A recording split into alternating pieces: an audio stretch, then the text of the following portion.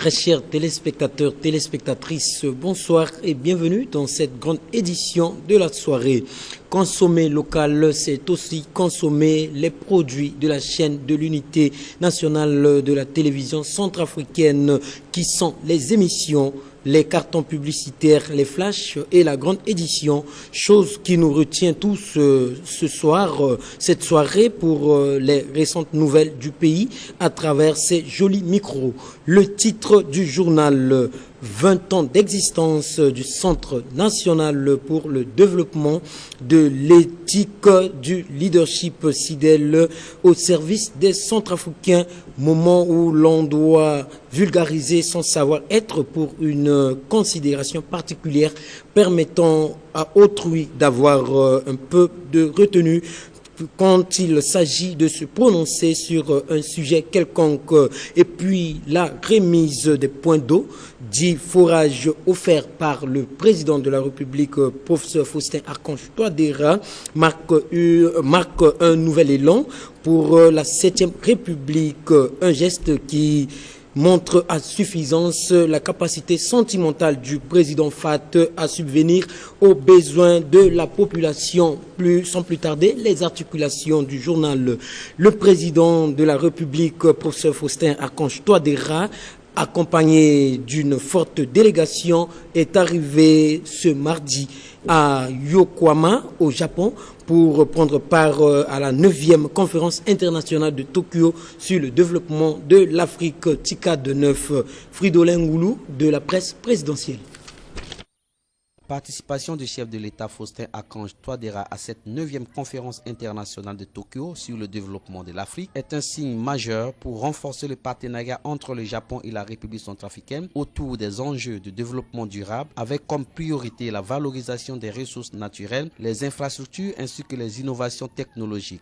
En août 2022, le chef de l'État avait pris part à la 8e TICAD tenue à Tunis en Tunisie. Cette nouvelle participation vise à resserrer les liens avec les autorités japonaises afin de positionner la RCA comme une nouvelle destination d'investissement stratégique. La TICAD est une conférence internationale axée sur le développement de l'Afrique. Elle se tient depuis 1993 sous l'égide du gouvernement japonais en collaboration avec les Nations Unies, le Programme des Nations Unies pour le développement, la Banque mondiale et la Commission de l'Union africaine. En tant que partenaire de l'Afrique, le Japon compte soutenir résolument l'Afrique dans sa quête de développement. Comme annoncé en titre, le Centre national pour le développement de l'éthique du leadership SIDEL a célébré ce mardi ses 20 ans d'existence. La cérémonie s'est déroulée dans la salle polyvalente de la FATEB en présence du président de l'Assemblée nationale Simplice Mathieu Sarandi et des autorités ecclésiastiques. Les détails dans ce reportage signé Yannick Declercq-Gobenam.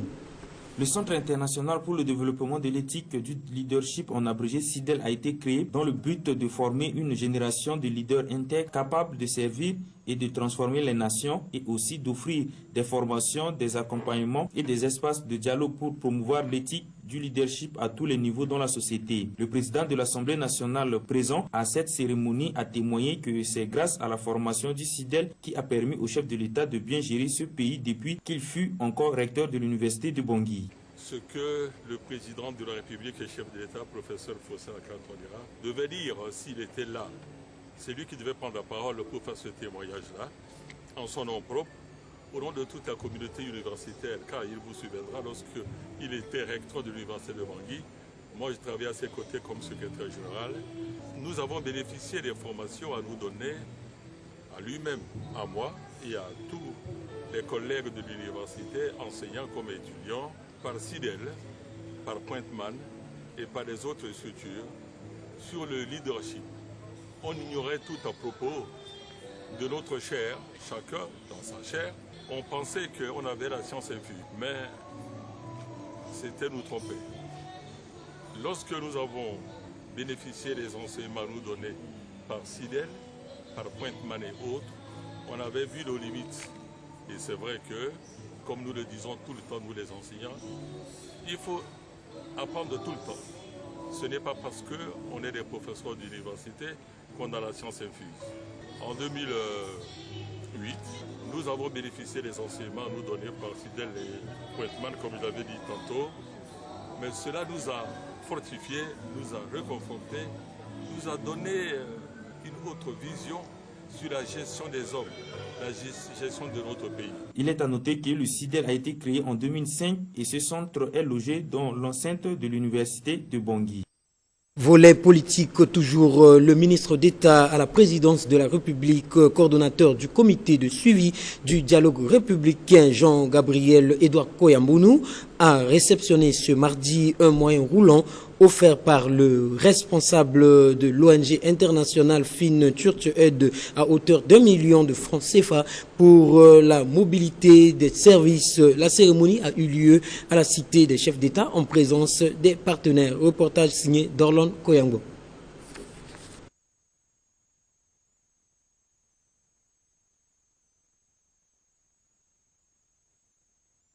C'est ce problème technique lié à l'ordre technique, je voudrais le dire, la remise officielle des fourrages offerts par le président de la République, professeur Faustin Archange Touadéra, dans certains secteurs du 4e arrondissement de la ville de Bangui, a eu lieu ce mardi en présence du ministre intérimaire de l'énergie et des ressources hydrauliques, Rufin Bernam Beltungu. Reportage Martinez Gayou.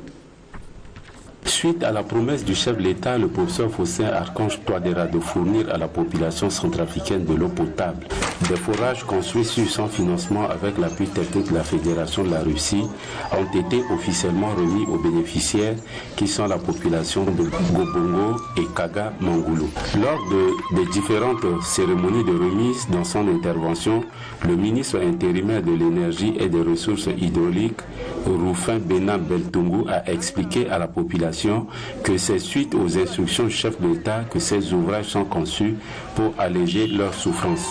Il en a profité pour attirer l'attention des autorités locales et de la population des zones de réception de veiller au bon usage. Il vous souviendra qu'en saison sèche, cette population avait sollicité du gouvernement l'approvisionnement en eau potable. Et vous connaissez le 4e arrondissement, c'est un arrondissement qui est jonché au pied de la colline. Et donc, il y a des difficultés d'approvisionnement en eau potable. C'est dans ce cadre que l'instruction avait été donnée et mon collègue et ses collaborateurs ont diligemment réagi. Des forages ont été réalisés grâce au concours de la Fédération de Russie. Nous sommes aujourd'hui ici à Kagamangoulou pour la remise officielle de ces forages-là à la population. Le message que j'ai à l'endroit de la population, c'est celui que j'ai lancé tout à l'heure, c'est de leur demander de veiller au bon usage de ces ouvrages, de veiller à ce que ces ouvrages qui ont été réalisés soient protégés, et j'en ai profité pour en appeler à l'autorité du chef de groupe et des autres chefs de quartier pour veiller à cela. Parce que c'est important que ces ouvrages-là soient protégés. Nous ne pouvons pas revenir chaque fois réhabiliter les mêmes choses. L'objectif, c'est de permettre à tous les quartiers avoisinants d'être dotés de points d'eau. Et nous ne voudrions pas revenir encore demain pour les questions de réhabilitation. Non, c'est en cela que nous en appelons au patriotisme de tout un chacun pour permettre à ce que cet ouvrage-là soit protégé.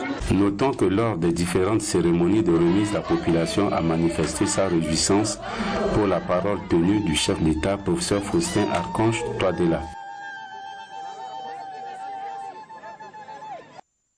Un autre fait de l'actualité nationale, le bâtiment de la coordination nationale de la réforme du secteur de la sécurité réhabilité et équipé par l'Union européenne à travers UAM-RCA a été officiellement remis ce mardi. La cérémonie de remise de cette infrastructure s'est déroulée en présence du ministre conseiller en charge de réforme du secteur de la sécurité à la présidence de la République, Bruno Wayolo, assisté du représentant de l'UM-RCA, Alphonse Demiguel Yannès. Le point avec Evodi Alix Ngara sur les images de Matiterran Songoy.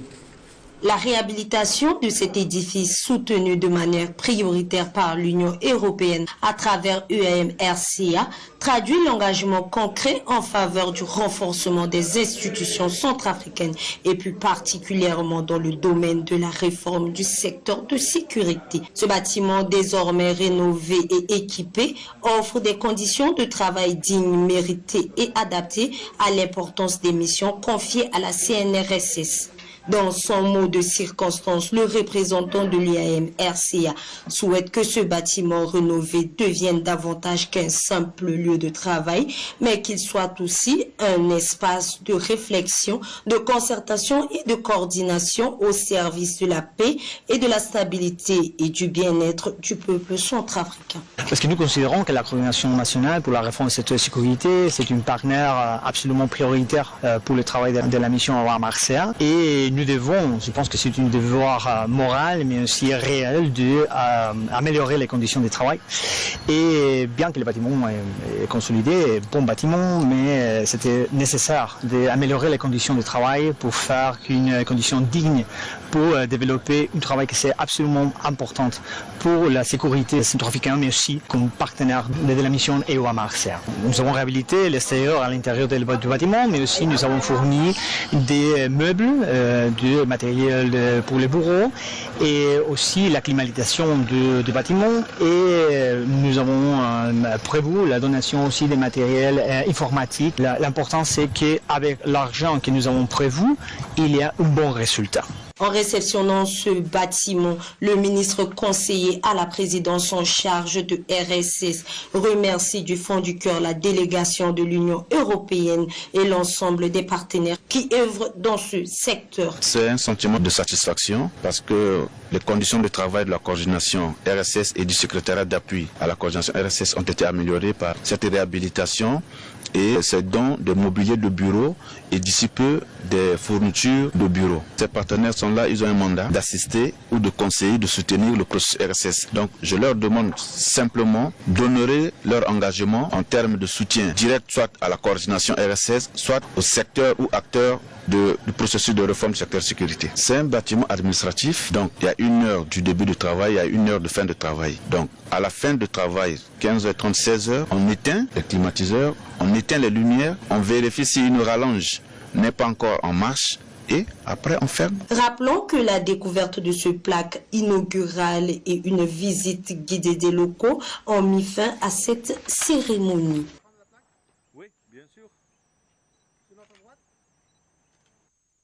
Enfin, pour boucler ce journal, cette édition, il importe de mentionner le caractère pacifique et émouvant du partenariat existant entre la République centrafricaine et la République du Tchad, où le président de la Croix-Rouge centrafricaine, pasteur Antoine Mbaombogo, a reçu ce mardi une délégation de la Croix-Rouge du Tchad, conduite par son président national Kalama Ahmad Senoussi, au siège de la dite institution située dans le 3e arrondissement de la ville de Bangui. L'objectif de cette tournée s'inscrit dans le cadre du développement des nécessités nationales. Reportage signé Uji Sambou.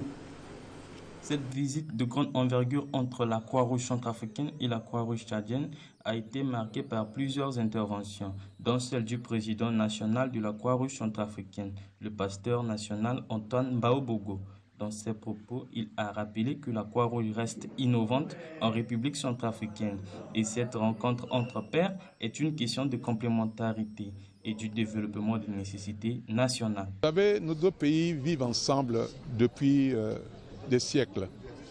Nous avons les mêmes problèmes.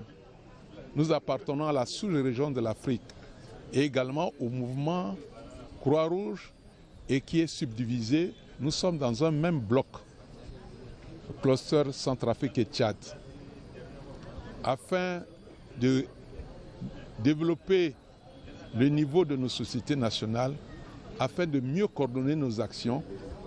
Nous avons décidé de nous rencontrer pour une visite d'échange dans un premier temps à Bangui, comme en ce moment, cette visite qui est la bienvenue depuis hier.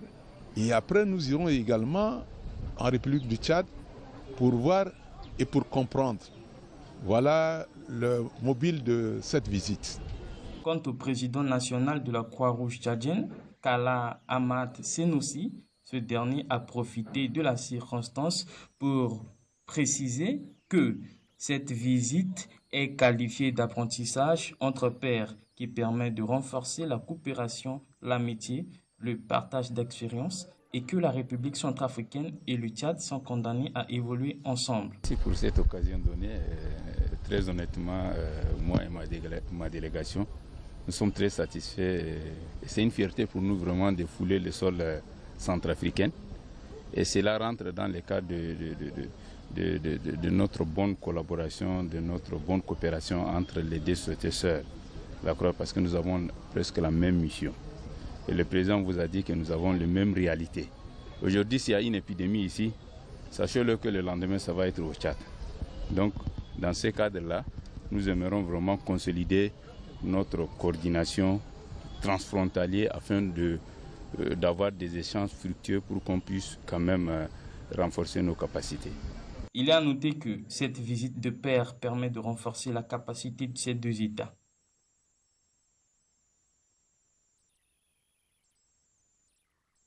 Abordons la page magazine alors.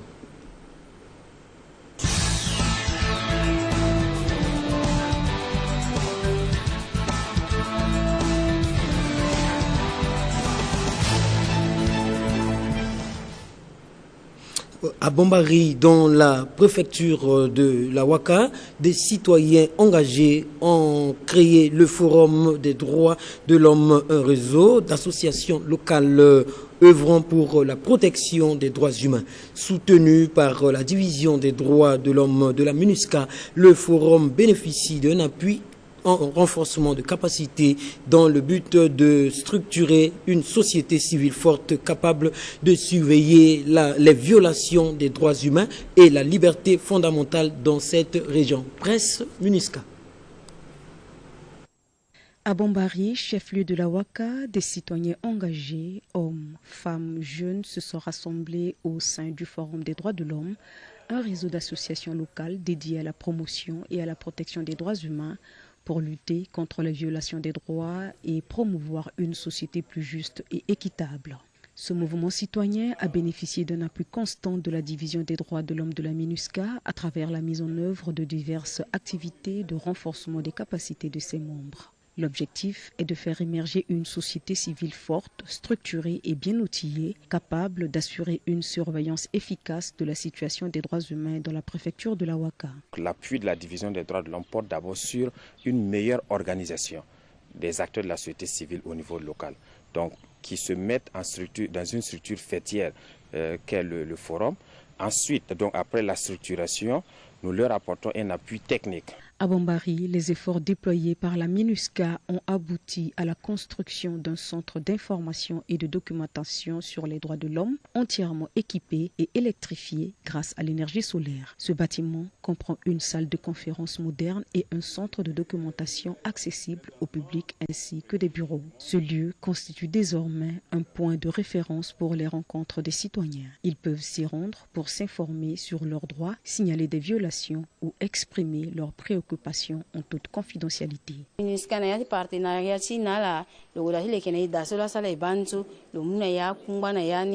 Et puis dana ke bien so igaye ke watere da ke sara a bumbiti tongana MINUSCA si na ngweti yetingangulo gola si zileti i na ndoti akpalesa ke sine ya kodro te ke tongana laso amuzo afalo ke kota kpalela so a touché vitizo.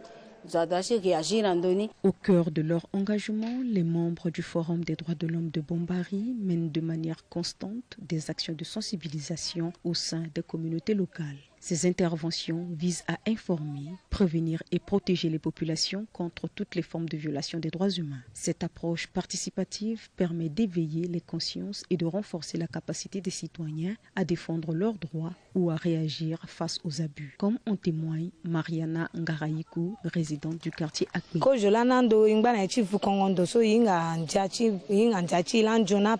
Mais cette fois-ci là, bureau du forum aga azi angati eso ti droit de l'homme ti fanene ti dia ti zonazo ti tezo abata tere ti lo nana asate ti lo alingbi nani. L'action du Forum des droits de l'homme de Bombari se traduit par des résultats concrets sur le terrain. Grâce à une veille active des pratiques au sein des unités de police judiciaire, le Forum n'hésite pas à dénoncer tout abus ou irrégularité constatée. Plusieurs victimes ont ainsi bénéficié d'un accompagnement juridique approprié. Dans certains cas, les démarches entreprises par le Forum auprès du parquet ont permis la libération de personnes détenues arbitrairement, rétablissant ainsi leurs droits fondamentaux. Bisara 5 jours. Là, mi bag bam iri waltimi mi tukana niveau ti droit de l'homme. Mi expliquer na le cani gomotenton so le fara a raison so arrêter mi ngbanzo le fani tel ba yena si ton so là c'est arrêter mi.